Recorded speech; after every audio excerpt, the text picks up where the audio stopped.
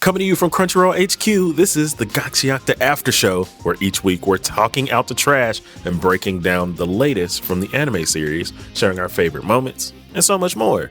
I'm your boy, LeAlec Murray. And this is Nicholas Friedman. Oh my God. Who else would it be? Why'd you have to say it like that? Right. I'm Leah President. Let's enter the abyss. Together. Oh, hey guys. Oh, hi. Welcome back. I'm in the abyss right now. We took a gap week last week. Just a small little hiatus. I'm glad we're back though. Episode 3 me was too. Fantastic. What a lovely return. This episode is really funny. Yes. We're going to get into that in our recap. But before we get into this week's episode, we actually want to share some comments that we got from listeners who've been checking out the Gachiakuta After Show in just the first 2 episodes. So first of all, thank you guys for listening. And second of all, what's our first comment? From Noah.Joshua25 via Spotify. Thank you, Joshua. I'm reading the manga through physical release, and I love it. So excited to see this show take off. Yes, absolutely. I said this multiple times last year that it was one of my favorite new manga of the year. So, welcome. Stay for the whole season. Yeah, stick around. Also, that physical manga the covers are awesome. Oh, man, the covers are incredible. Next up, we've got Ivy. Welcome back. Welcome back. Also from the Anime Effect. Hell yeah, brother. Group. Via Spotify. I love the symbolism in this anime so much. It has so much chaos and anger in the animation that really parallels Rudo's personality. I like that you pointed out his innocence because he really is still a child, even if he's more mature than your average kid. Love the soundtrack too. Taku Iwasaki is the GOAT. Smiley face. This man, this soundtrack is incredible. Like I can't say enough about it. Oh yeah. Sound design, very good. Mm-hmm. Leah, you want to take the third one? Yeah, Jammy plays VR on Spotify, which, by the way, what are you playing on VR? Let us know. They say, looking forward to the next episode. Also, if anyone knows where I can find the show's end credit music, please let me know, as I can't find it on Spotify. Honestly, it probably just hasn't been uploaded by the artist yet. Sometimes that happens. Like, either there's like a delay to the upload or like... Yeah, usually what I've noticed with artists, especially for popular anime, sometimes the OPED is delayed from hitting DSPs for like the first couple weeks of the season. So if you're not finding it now, then it should be up in the next week or 2, I would think. Yeah, it's different channels of releases. Yeah, I'm sure this man said DSPs. DSP. We're doing a little shop talk here. What does DSP mean? A little shop talk. Tell the listeners, what does DSP mean? It stands for Digital Streaming Platform. It's basically where you're getting all of your music from. And that's it. And we're moving on to the recap. Guys, we are recapping episode 3 of Gachiakuta. Let's get into it. Okay, we start the episode. Rudo wakes up and there's a doctor there. And he immediately offends her because she is an old woman and he refers to her as an old man. I love this part so much. It was great. And the humor of this scene, I think, sets into motion the vibe of this episode. Yeah, I agree. Then he gets roped into joining the cleaners because he needs to keep his origins as a spherite a secret, just based off of what happened at the end of episode 2. Engine is basically gaslighting him to join. Yes, absolutely. And by the way, guys, we haven't mentioned, but the opening theme for this series is extremely hardcore. It goes off. It goes off. You know what? It's so good. It's so good. I really love that they took it there. And I love, because like, it's sort of in the line of, do you remember that old Death Note OP by Maximum the Hormone called What's Up People? Or like, What Up People? That one just like, it just jumps in. Like, I love that. And then obviously like the rumbling by Sim, like I just really love really hardcore anime openings, and I love that they leaned into it because it really fits with like the grittiness of the show. Oh yeah, agreed. The actual opening scenes themselves are super gritty and very like gross and machine like, and it fits. It's so good. But the complete opposite of that, which is we get back into the episode and we see a little bit more about the ground level of this world, and that they kind of have a fully functioning society down here. Okay, so I need to address this. How are they able to breathe in this city? Like without masks. Listen, we don't ask questions. I need the air purification lore, because like it was literally to the point where Rudo was like, in the hospital coughing up blood because he couldn't breathe, and now nobody's wearing masks in the city. That was just the trash zone. It's different. Okay. We're going to get into it. Okay. So we get kind of this idea of what the world looks like outside of the sort of trash wasteland that Rudo woke up in. Right. And this is also where we get a lore dump from Engine, who is sitting down at this restaurant effectively with Rudo and talking to us about Anima. And we're going to talk a little bit more about Anima and all of that in the dumpster dive. But what you need to know is Anima is effectively emotions that can convert to energy. And when they build up, those emotions are what create the trash beasts that we saw in episode 1 and episode 2. And of course, there's also the energy that can be channeled into what are known as vital instruments. Of course, Rudo has his gloves. Engine has his umbrella.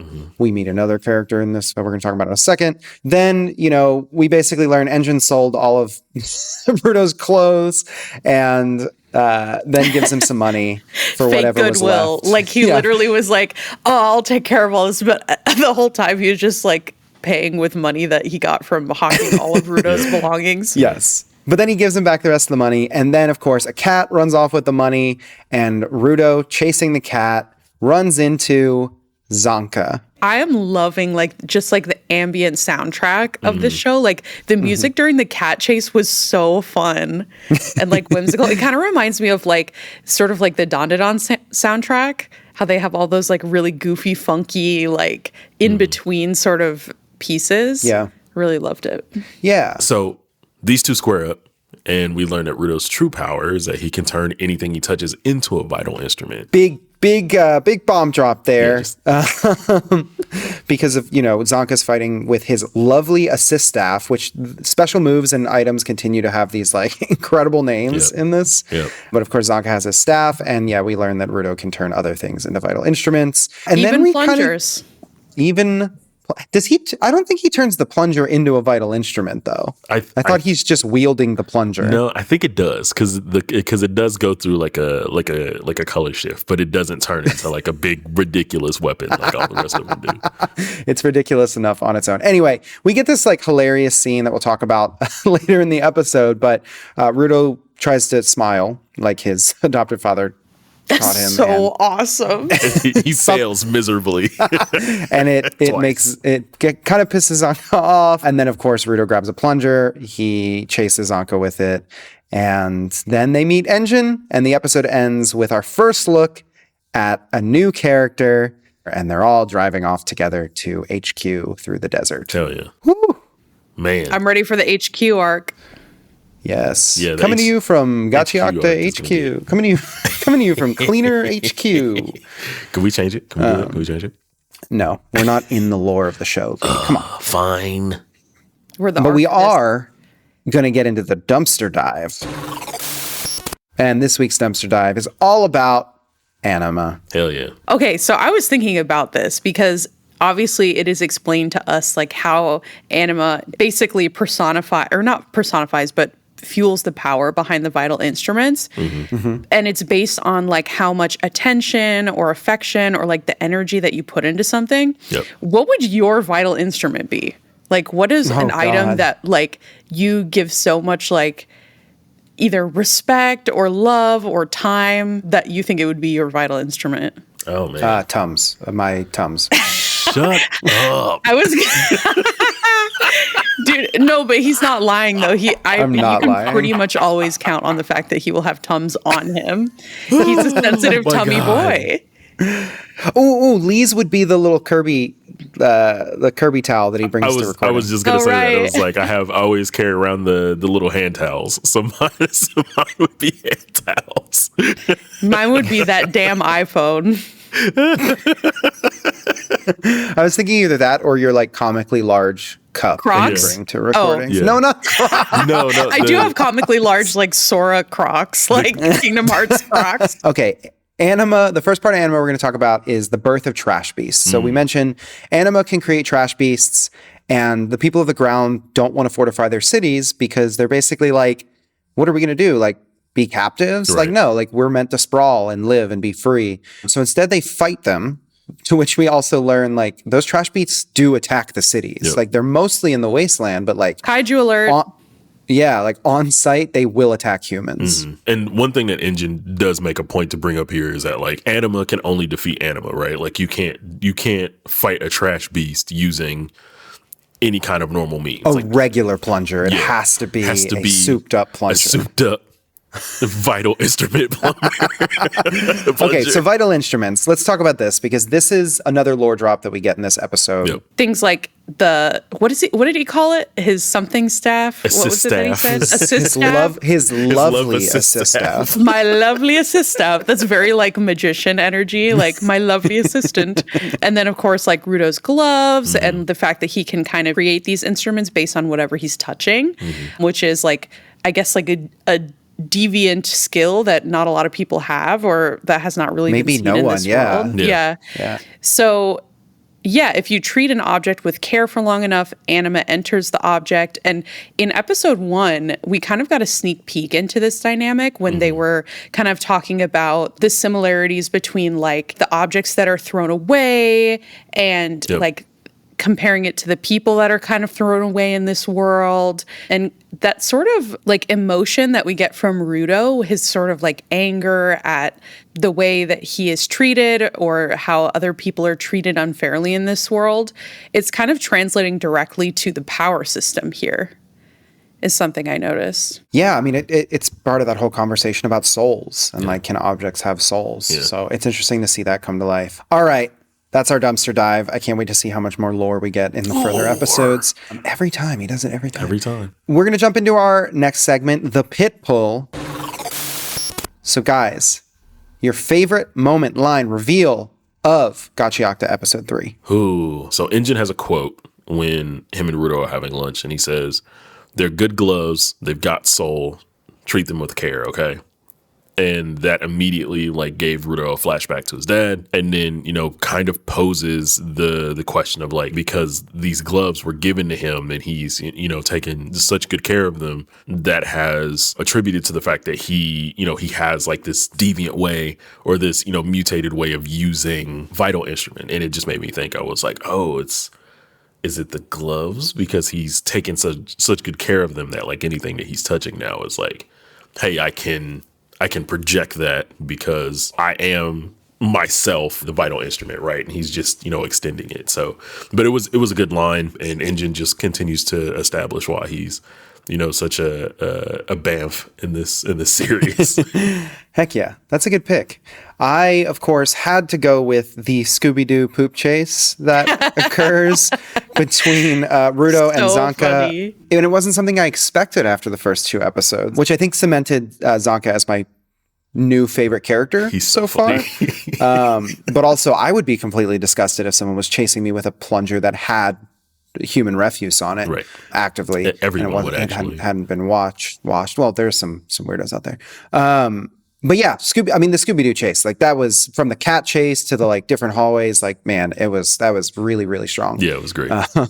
Leah, how about you? Yeah, I was also going to describe that as Scooby-Doo-esque. But yeah, if someone was chasing me with a poopy plunger, you bet we would be in a cat and mouse chase, because I'm not getting touched by that. My favorite part was, and I'm going to say this, imagining, you know, like when SpongeBob is like, imagination. Yes, yes, There's like of a course. sparkly rainbow between his hands. That's me with Rudo learning the power of de-escalation. Like, he literally like de-escalated the situation and was like, oh, that actually worked. Yeah, he's like, you know what? You're right. It does seem from your perspective like I did something wrong. Right. Yeah. I'm seeing you, I'm understanding you, and I'm going to take the high road and apologize and be real and honest. I thought that was really cute. And like, of course, like when he tries to summon what his version of a smile is. It's so unhinged. Is so cute and funny. And like, just did not have the effect that he hoped. It actually made everybody mad. Right. It made Zaka so I was like, mad. the fact that it was so bad, Zaka was like, what the hell is your problem, dude? What is this guy's problem? He's mad Like, dogging what me. is that creepy expression? What the hell is that? And I love how this all culminates with them going back to Cleaner HQ and Engine just like laughing. Like, And we're gonna get Rio. It's crazy. Yeah. And the fact that Rudo was unaware of what a plunger was, because I'm assuming like he probably is just working with some kind of like outhouse situation. Actually, they don't poop up there. So I'm just kidding. That's not.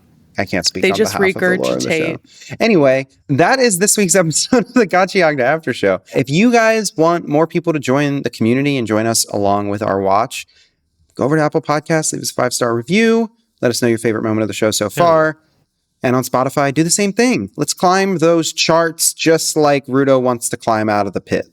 All right. Until next time, Lee, you ready to take us out? Hell yeah, brother. Thank you for joining us for episode 3 of the Gachiakuta After Show, brought to you by Crunchyroll and the folks over at Sony Music Entertainment. Be sure to subscribe so you never miss an episode. The Gachiakuta After Show is hosted by me, Nick Friedman, LeAlec Murray, and Leah President. We're executive produced by Jonathan Hirsch, Joanna Clay, and also me. Thank you to our lead producer, Kyla Carnero, our producer, Carla Solorzano, and our associate producer, Zoe Culkin. Open-Ended Films edited and mixed this episode's audio. Our head of production is Sammy Allison. Special thanks to Tamika Balance-Kalasny, and of course, once again, the creators of Gachiakuta, Kei Urana and Hideyoshi Andou. Man, y'all are just crushing it. We'll see you back here next week with more Gachiakuta, of course. And if you'd like to keep hanging with us, we've got our news episodes and also our interview episodes weekly. Got to check those out. We'll see you then. And don't forget your There's nothing you can do about it. Zero. Bye. Bye, y'all. Later days.